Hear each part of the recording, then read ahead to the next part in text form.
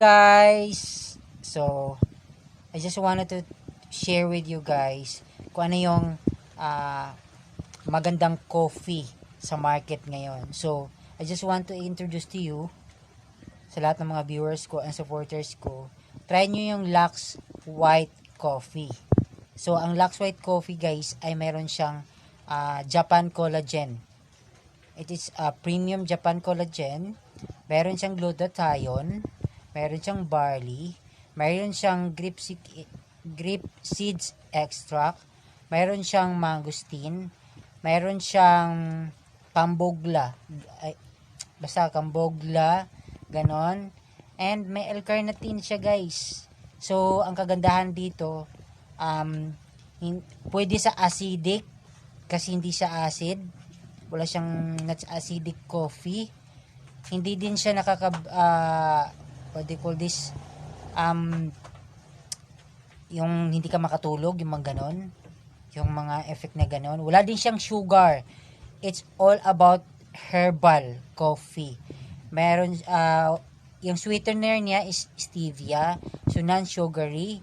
Wala siyang, pwede siya sa mga may illness, baka kasi herbal talaga siya na coffee. So, asan ka pa?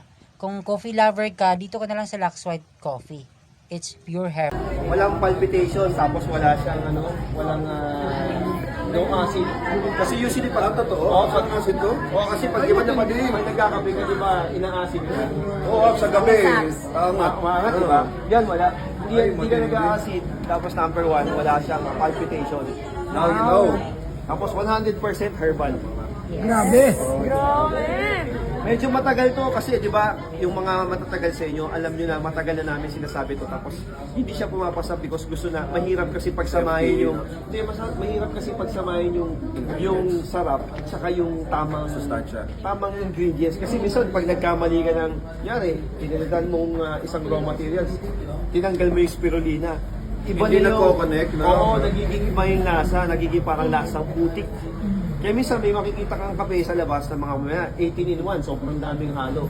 Pag tinikman mo naman, parang nasa na rin yung, kumbaga hindi mo na mahanap yung kape. Parang nandoon na lang is parang puro vitamins na lang dito. Supplement, hindi na siya nalagay naging supplement na siya, di ba?